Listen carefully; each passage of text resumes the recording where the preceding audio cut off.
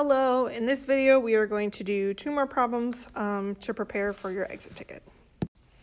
For the first one, we're determining the positive degree measure less than 360, the positive degree measure greater than 360, and the negative degree measure of the right angle below. Again, remember I'm going to start by labeling my axes. We start with 0, we go up to 90, then 180, oops, and then down to 270.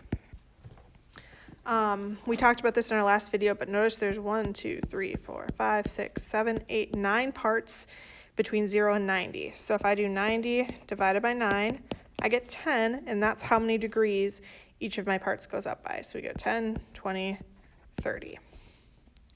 Again, for my positive one, less than 360, I like to travel to my closest axis, 90, and then count how many I go up. So 90, we're going to go up by 10s. 100, 110, 120, 130, 140, 150, and 160 should be my answer.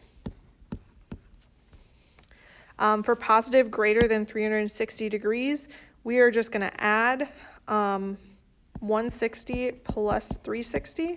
So that's like you're taking one rotation all the way around, 360 degrees, and then going 160 more degrees.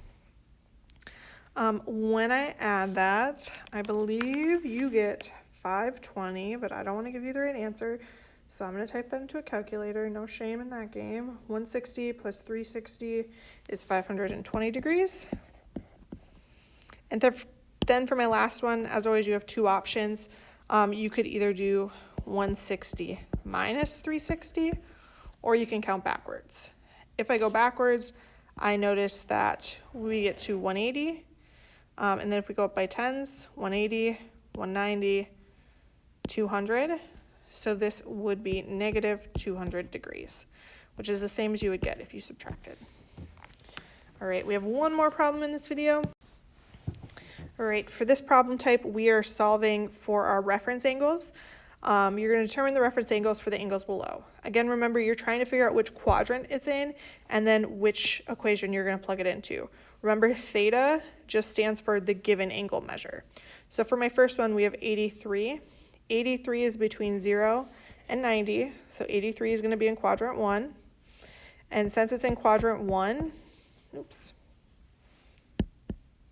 I know that theta equals my angle, which is 83 degrees. So my reference angle is actually just 83. For my next one, we have 296. 296 is between 270 and 360. So it is going to be in quadrant 4. And remember, that tells me I do 360 minus theta, which is my angle, 296. If I do 360 minus 296, I get 64. So my reference angle for this one is going to be 64 degrees. Then my last one is 135. 135 is between 90 and 180, so 135 is going to be in quadrant 2. Again, if it's in quadrant 2, I'm going to do 180 minus theta, so 180 minus 135. When I do 180 minus 135, I get 45, and that is my last reference angle, 45 degrees. All right, as always, thank you for watching, and if you have any questions, please don't hesitate to reach out to your teacher.